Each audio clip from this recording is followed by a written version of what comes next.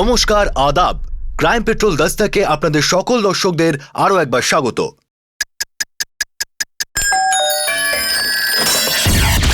দাঁড়া, কোথায় যাচ্ছিস? কোথাও না। দাঁড়া, কোথায় গেছিলি? কোথাও না। মা, না বাবা, বাবা না। আমি কে বলছি? আরে তুই কে বলছিস সেটা বল।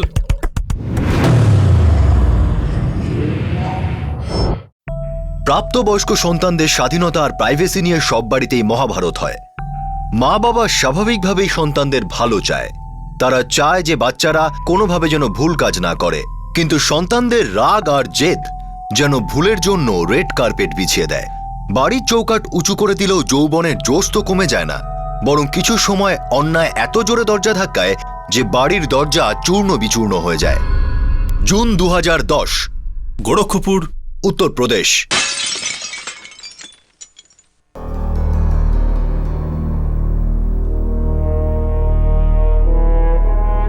সোনমালা, তুই কাঁচ ভাঙ বা নিজের মাথা, এত দূর তুই একা যাবি না। দূর? পাপা জানকীর বাড়ি মাত্র 5 মিনিটের দূরত্বে। স্পিডে হাঁটলে 3 মিনিটে পৌঁছে যাব। কিছু হতে মাত্র 2 সেকেন্ডই যথেষ্ট। তাহলে ঠিক আছে, আমি জানকীর বার্থডে পার্টিতে যাব না। দেখ মালা, তুই না গেলে জানকীর খারাপ লাগবে। তোর প্রিয় বান্ধবীর জন্মদিন, এমন করিস না। তুই তৈরি হয়ে নে, জলি তোকে দিয়ে আসবে। মা, বার্থডে পার্টিটা মাঠে মারা যাবে। আমার সব ফ্রেন্ডসরা আমাকে নিয়ে হাসাহাসি করবে।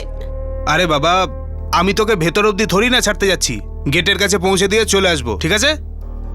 চল, তৈরি হয়ে নে।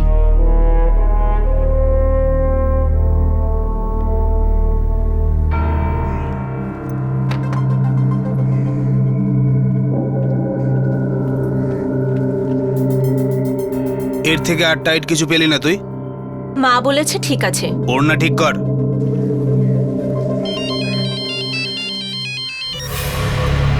হ্যাঁ জানকি, ব্যাস 1 মিনিটেই পৌঁছে যাব।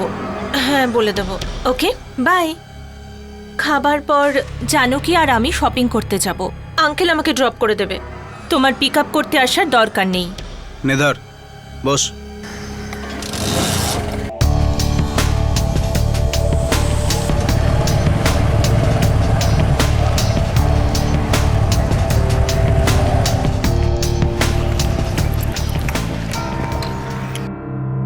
এই শপিং টপিং যাই কর, সন্ধে 6টায় তোর কারফিউ টাইম, মনে থাকে যেন। আমি কখনো কিছুই ভুলি না। অত ডায়লগ বাজির দরকার নেই। ওনারা ঠিক কর।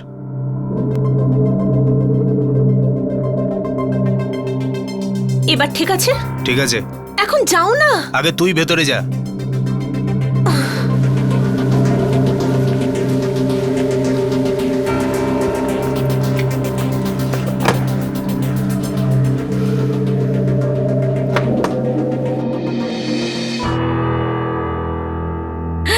মালা, হাই। এত দেরি করলি কেন? সরি।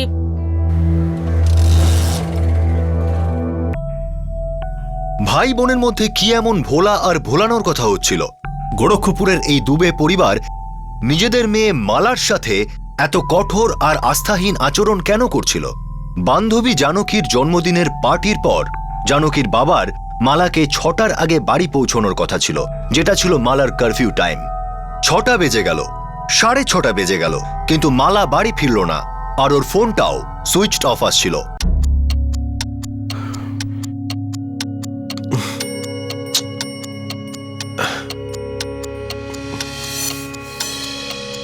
জানো কি, তুমি আমার সামনে মালাকে ফোন করেছিলে আর বলেছিলে যে শপিং এর পর তোমার বাবা মালাকে বাড়িতে ড্রপ করে দেবে।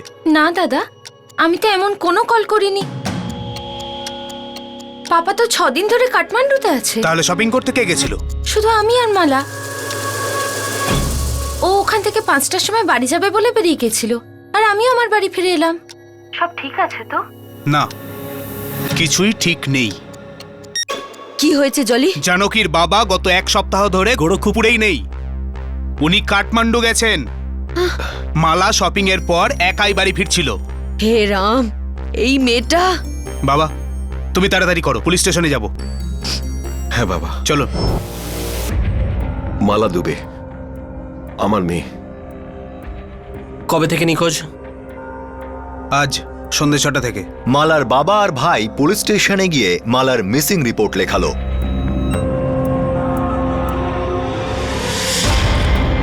কিন্তু পুলিশের এই রিপোর্টে কিছু ব্যাপার মিসিং মনে হলো। স্যার মেয়েটার ফোন লাগছে না, সুইচ অফ আছে। আমি তো তখন থেকে এই কথাই বলছি। কিন্তু কিছু কথা আপনারা কিন্তু এখনো খুলে বলেননি। কি কথা বলুন তো ইন্সপেক্টর সাহেব? আপনার মেয়ে মালা সে মিথ্যে বলল কেন যে ওর বান্ধবীর বাবা ওকে ড্রপ করে দেবে? হয়তো একা একা ফিরতে চাইছিল। কারণ ওকে আপনারা যেতে দিচ্ছিলেন না সেই জন্য।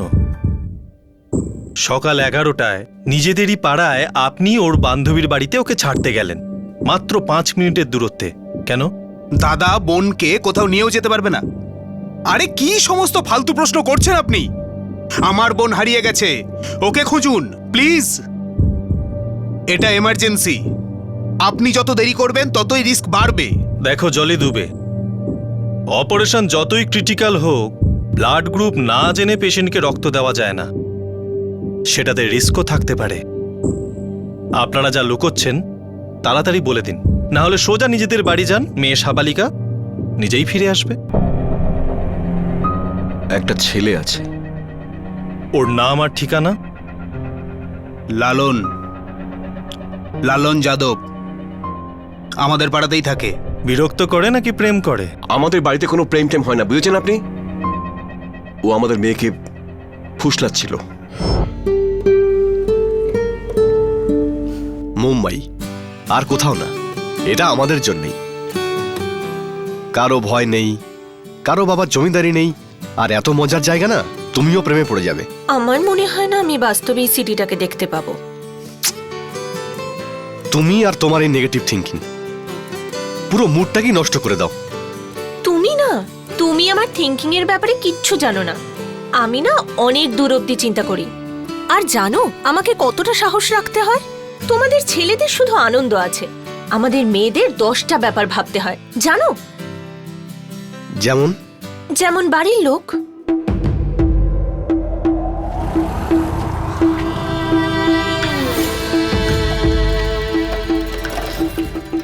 ও জলি দাদা, আমরা তোমাকে বলতাম। একটা কথা যদি বলেছিস তোকে মেরেই ফেলবো জানোয়ার। দাদা তুই চুপ কর, চল বাড়ি।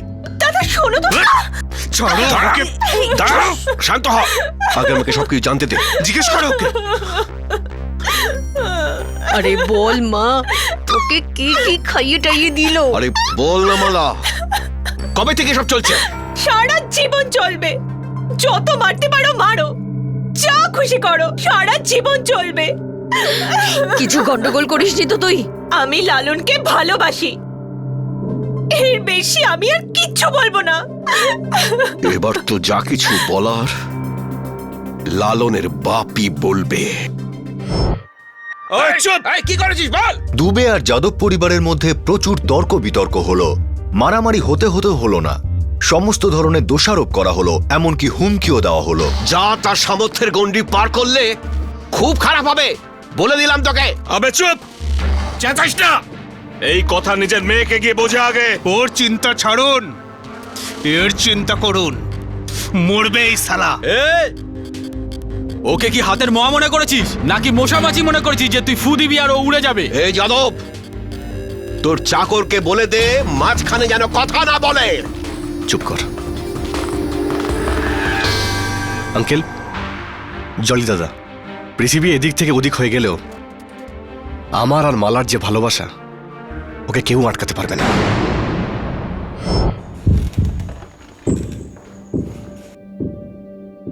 স্যার, সকাল 11টায় যে ফোন এসেছিল, যেটা এরা ভেবেছিলেন ওর বান্ধবী করেছে, সেটা আসলে লালন যাদব করেছিল। এরপর বিকেল 5টার সময় ওদের আবার কথা হয়। ওর বান্ধবী জানকী বলছিল 5টা নাগাদ ওরা শপিং সেন্টার থেকে যে যার মতো বেরিয়ে গেছিল। মালা ওখান থেকেই বাড়ির জন্য রওনা দেয়। আমার মনে হচ্ছে এতে নিশ্চয়ই ওই লালনের হাত আছে। ইন্সপেক্টর সাহেব, আপনি ওকে গ্রেফতার করছেন না কেন? এই লালন যাদবের সেলফোনের কি অবস্থা? স্যার, ওর ফোনও সুইচ অফ আছে। আপনারা মালার ব্যাপারে আর কিছু বলতে চাইলে বলতে পারেন। কিছুই বলার নেই, এখন তো শুধু প্রশ্ন করতে হবে। ওকে অনেক প্রশ্ন করতে হবে। ইন্সপেক্টর সাহেব, আপনি আমার মালাকে সুরক্ষিতভাবে বাড়ি পৌঁছে দিন, ব্যাস। লালনের বাবা রঘুবীর যাদবের ট্রান্সপোর্টের ব্যবসা ছিল, যাতে লালন সাহায্য করত। আরে যাদব, জলদি কর, ওই গাড়িটা 2 ঘন্টার মধ্যে পাঠাতে হবে। কাজের জন্য লালনকে অনেক জায়গায় ঘুরতে হতো। আরে একটু সাহায্য কর ভাই।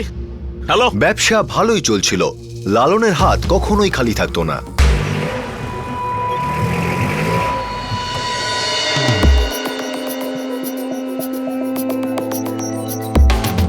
লালন যাদব কোথায়? আমি রঘুবীর যাদব, লালনের বাবা।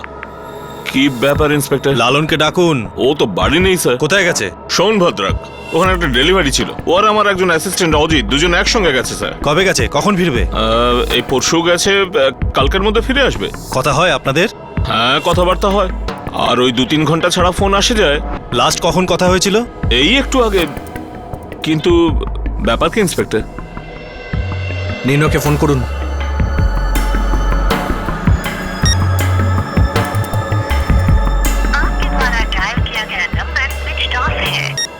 সরি স্যার, ও সুইচ অফ বলছে। কাল সন্ধ্যে 6টা থেকে ওর phone switch off.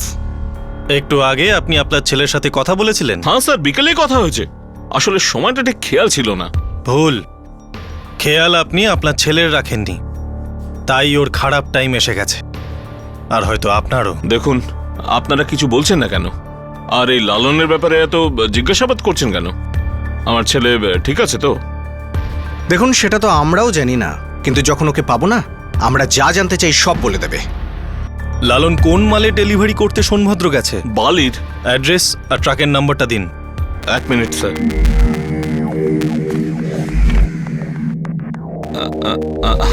UP 26A 6090। Gorakhpur police team Sonbhadra থেকে কনফার্মেশন নিল। লালন পার্টিকে বালির ডেলিভারি তো দিয়েছিল, কিন্তু সেদিনই সে গোরখপুর ফিরে এসেছিল।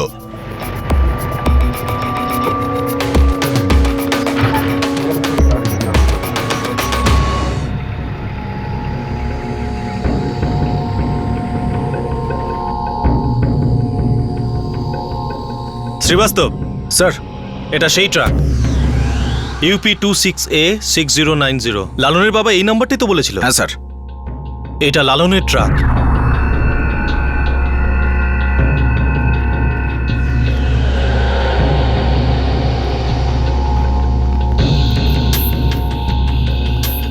মনে হচ্ছে ডেলিভারির পর ট্রাক এখানেই ছেড়ে গেছে।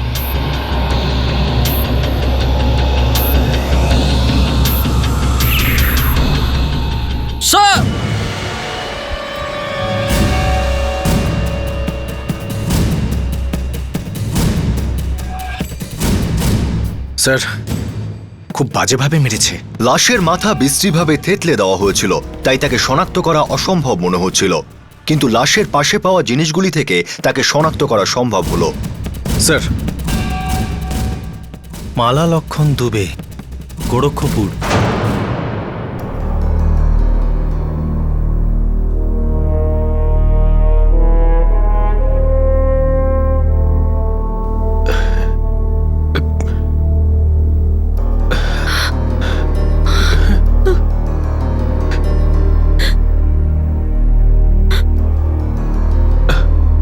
আপনারা এই জিনিসগুলো চেনেন? কি বলছেন ইন্সপেক্টর?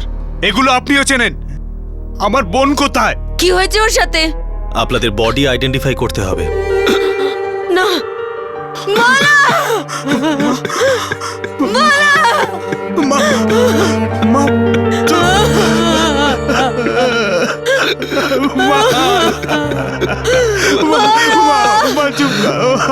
লাশকে শনাক্ত করে পোস্টমর্টমের জন্য পাঠিয়ে দেওয়া হলো। দুঃখের অন্ধকারে ডুবে থাকা দুবে পরিবার রেগে আগুন হয়ে গিয়েছিল। ওরা লালন যাদবের মাথা চাইছিল। ওরা তাকে ওদের মেয়ের খুনি বলছিল। কিন্তু পুলিশ তো পুলিশই, অভিজ্ঞতা থেকে জানে যে অপরাধ জগতে 2-2 4 কখনোই হয় না। ইন্সপেক্টর সাহেব, আমি আপনাকে মিথ্যে বলেছিলাম। এখন সত্যি বলুন। আমার ছেলে লালন ডেলিভারি পর থেকে একদম উধাও। আমার ওর সাথে ফোনে কোনো কথাবার্তা হয়নি। অ্যাকচুয়ালি ওর তো ফোনটাই বন্ধ আসছে। আমাদের আগে বলেননি কেন? আসলে হয়েছে কি, যখন আমি জানতে পারলাম দুবের মেয়ে গায়েব হয়েছে, আমি একটু ভয় পেয়ে গেছিলাম। ভেবেছিলাম লালন হয়তো ওকে নিয়ে পালিয়েছে। এখন জিজ্ঞাসাবাদ করে আর কি লাভ? আমার বোন তো আর ফিরে আসবে না, না? খুব প্রেম ভালোবাসার কথা বলছিল জানোয়ারটা। দুজনে পালিয়ে বিয়ে করতো, আমরা ক্ষমা করে দিতাম, দুজনকে মেনে নিতাম। কি নির্দয়ভাবে মেরেছে আমার মেয়েটাকে। গিয়ে খুঁজুন এই লালনকে আর এনকাউন্টার করে দিন ওর। ওর বান্ধবী জানো কি, তার নাম্বার পাওয়া যাবে? বালি ডেলিভারি করে টাকা পেয়েছিল। হ্যাঁ, 70,000 টাকা। আপনার মনে হয় আপনার ছেলে 70,000 টাকা আর দুবের মেয়ে মালাকে নিয়ে পালিয়েছিল? আমার ছেলে মালাকে কেন খুন করবে? ও তো ওর জন্য পাগল ছিল, পাগলের মতো ভালোবাসত ওকে। আমার তো আমার লালনের জন্য এবার ভয় করছে। ও উধাও হওয়ার পর আপনি কাউকে পাঠিয়েছিলেন ওকে খুঁজতে? স্যার, আমার অ্যাসিস্ট্যান্ট অজিত যদি থাকতো তো তুড়ি মেরে ওকে নিয়ে আসতো। সেও ওর সাথে গেছিল, তারপর ওকে ছেড়ে ওর নিজের বাড়ির লখনৌ চলে গেছে। কত বছর কাজ করছে? 1 বছর। পুরো নাম? অজিত গৌর। ও আমার বেস্ট ফ্রেন্ড ছিল, কিন্তু কিছু কথা আমাকে ও কখনো বলতো না। কি ধরনের কথা ও বলতো না? আপনি তো জানেন স্যার, ওর ফ্যামিলি আর লালন যাদবের ফ্যামিলির মধ্যে ঝামেলা ছিল। কিন্তু লালন আর মালার মধ্যে তো ভালোবাসা ছিল। ও কখনো কিচ্ছু বলতো না ওদের অ্যাফেয়ারের ব্যাপারে। শুধু আমরা বান্ধবীরা জানতাম যে ওরা দুজন লুকিয়ে লুকিয়ে কথা বলতো। তোমার বার্থডের দিন লালনকে নিয়ে কোনো আলোচনা হয়েছিল? হ্যাঁ স্যার, একবার হয়েছিল। স্যার, পোস্টমর্টমের রিপোর্ট এসে গেছে।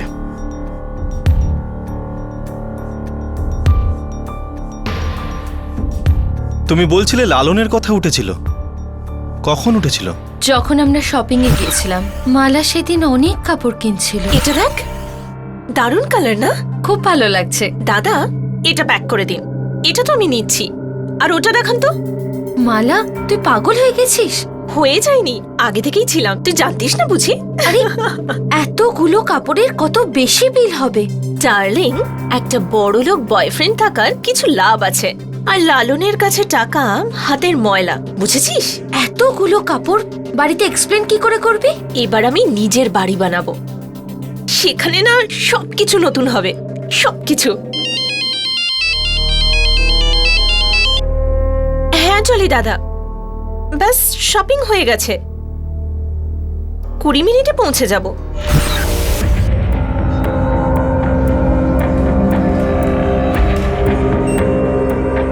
স্যার, সেদিন শপিং মলে মালাকে লালন ফোন করেছিল, কিন্তু স্যার ওর ভাইয়ের ফোনের কোনো উল্লেখ নেই। এই মালা মেয়েটা খুব চালাক ছিল। আর স্যার, বডি ফ্যামিলিকে হ্যান্ডওভার করতে হবে। গলা টিপে খুন করা হয়েছে, গলায় আঙুল আর নখের দাগ ছিল,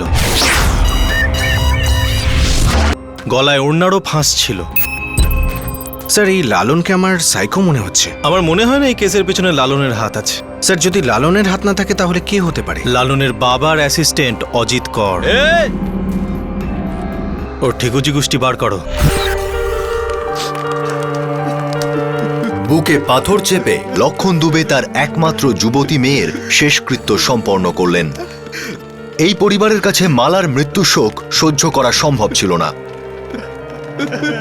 ওরা ওকে কনের সাজে দেখতে চেয়েছিলেন, আর এখানে চিতায় ওকে জ্বলতে দেখা তারা সহ্য করতে পারছিলেন না।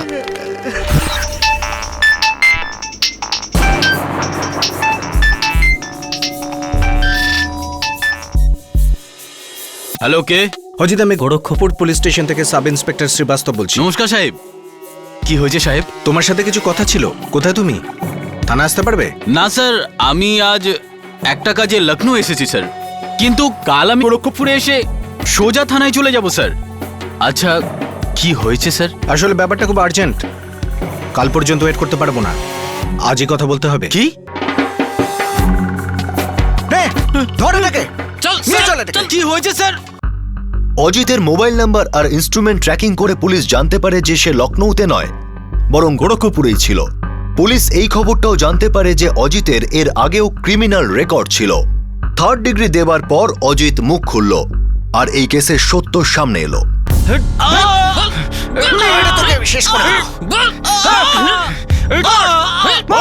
স্যার, বলছি স্যার, সেদিন আমি লালন আর মালাকে সোনভদ্রক নিয়ে গেছিলাম স্যার। ওদের দুজনের ওখান থেকে মুম্বাই যাওয়ার কথা ছিল স্যার। মালা কোথায় আমরা জানি, তুই বল লালন কোথায়? স্যার ও গোরক্ষপুরে আছে স্যার। গোরক্ষপুরের কোথায় আছে? স্যার কালী বস্তির পিছনে একটা গুদামে স্যার।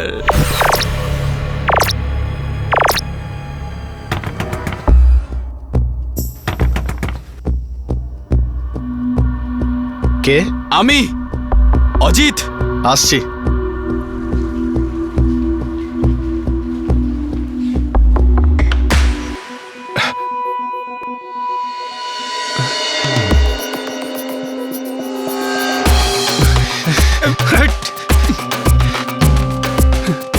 পালাবার চেষ্টা করলে তুই আর পালাবার অবস্থায় থাকবি না। মালাকে তুই মেরেছিস? তাহলে কে মেরেছে? কেউ মানেনি। অ্যাক্সিডেন্ট তো এটা হতে পারে না। গলা টিপে খুন করা হয়েছে ওকে। ওর গলায় আঙুলের দাগ আছে।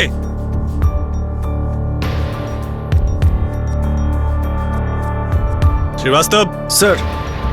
দরজা খুলে দেখো ওখানে কি আছে। স্যার।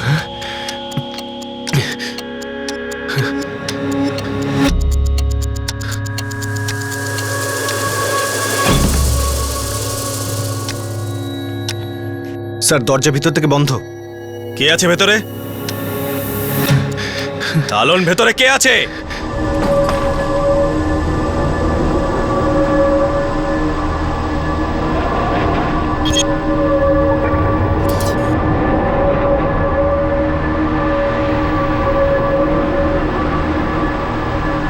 গোরক্ষপুর পুলিশ মালাকে জীবন্ত উদ্ধার করে।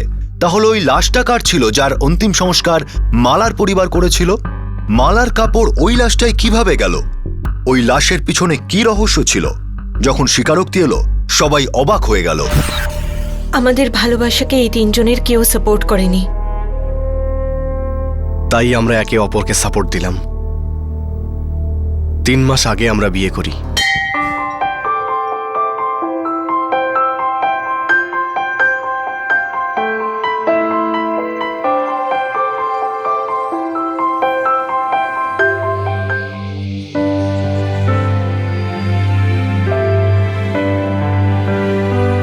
হয়ে গেছে বিয়ে? কোথায় হলো? এখনো তো আলাদা আলাদা থাকতে হবে, চোরেদের মতো দেখা করতে হবে। মুম্বাই চলো, এক্ষুনি যাই। না না, ওরা ওখানেও পৌঁছে যাবে। মুম্বাইতে কে আমাদের খুঁজে পাবে? তাও তো আমাদের ভয় ভয় থাকতে হবে। তাহলে কি করা যায়? আমার মাথায় একটা প্ল্যান আছে। তোমার প্ল্যানটা কি ছিল মালা?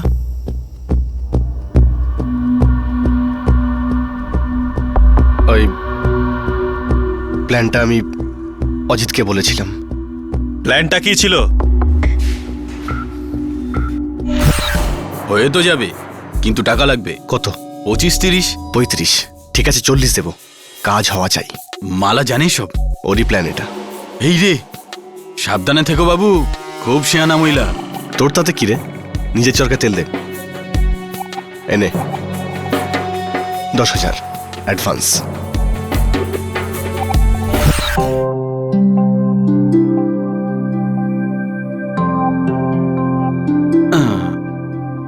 বাবা বাবলু, একটু বাইরে গিয়ে খেলো। পরে খেলবো।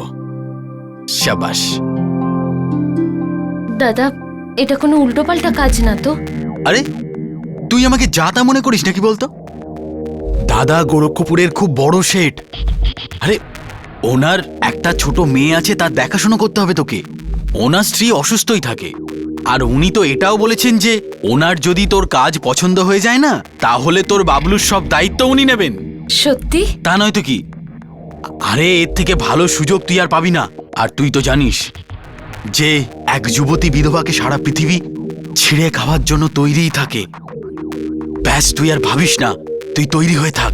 আমি বাবলুকে মাসির কাছে পাঠিয়ে দেব। একদম। আর তুই শেঠ আর ওর বউকে 1 সপ্তাহের মধ্যে খুশি করে দে, তারপর আমরা তোর বাবলুকে ওখানে সঙ্গে করে নিয়ে যাব। আমার তো এসব স্বপ্ন মনে হচ্ছে। তুমি না আমার খুব বড় একটা উপকার করলে দাদা। চন্দার স্বামী একজন ট্রাক ড্রাইভার ছিল, আমাদের বন্ধুত্ব ছিল, কিন্তু সে এক অ্যাক্সিডেন্টে মারা যায়।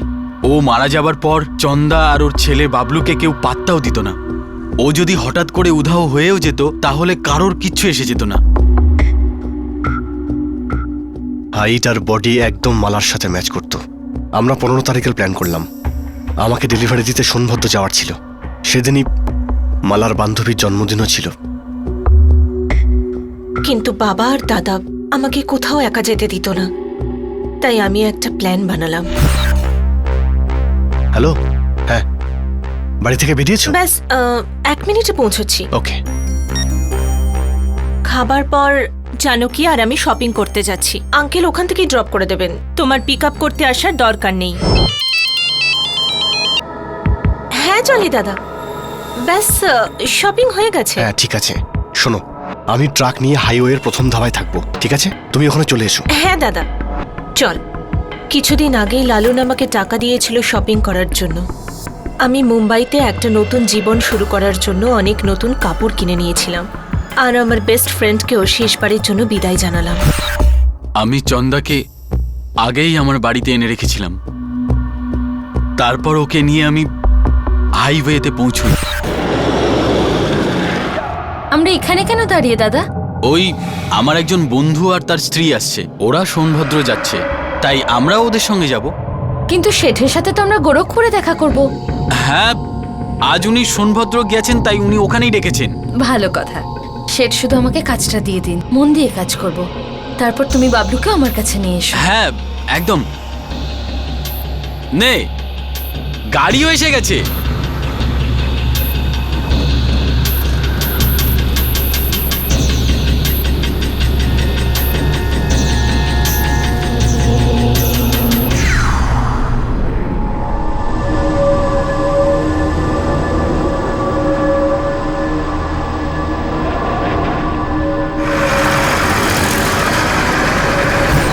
সোনভদ্রের কাছে রাস্তার ধারে আমি ট্রাকটাকে দাঁড় করাই। গাড়ি খারাপ হওয়ার বাহানায় আমরা চন্দাকে ট্রাক থেকে নামালাম। আমি ট্রাকেই আমার কাপড় বদলে নিয়েছিলাম।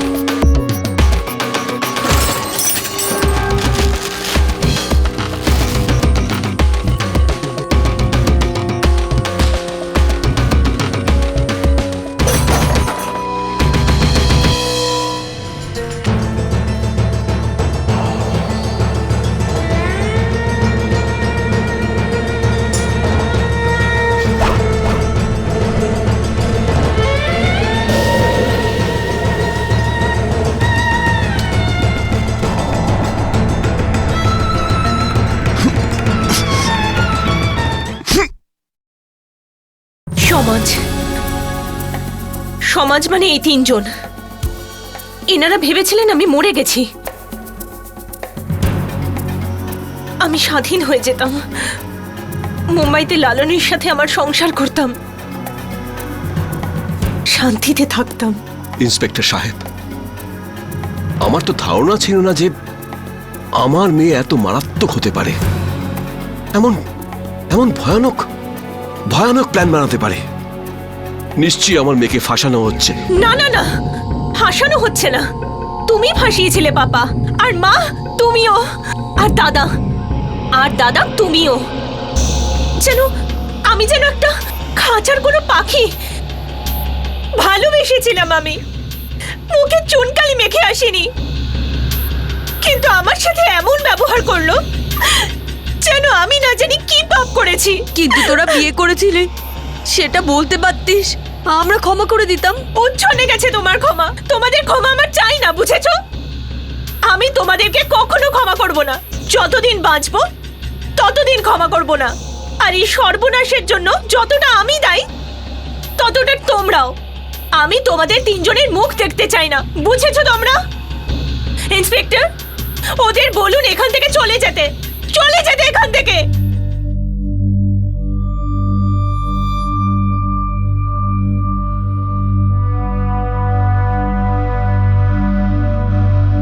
মালা প্ল্যান করেছিল নিজের সাথে মেলে এমন মেয়েকে খুন করিয়ে ও সারা জীবন লালনের সঙ্গে শান্তিতে থাকতে পারবে, কিন্তু ও ধরা পড়ে যায়।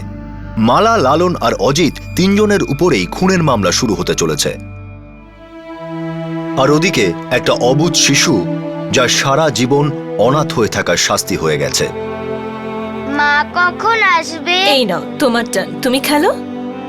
আমাকে কোথায় নিয়ে যাচ্ছ? একটা খুব ভালো জায়গায়, সেখানে তোমার মতো অনেক ছোট ছোট বাচ্চা আছে। তারপর মা এসে আমায় নিয়ে যাবে তো? হ্যাঁ।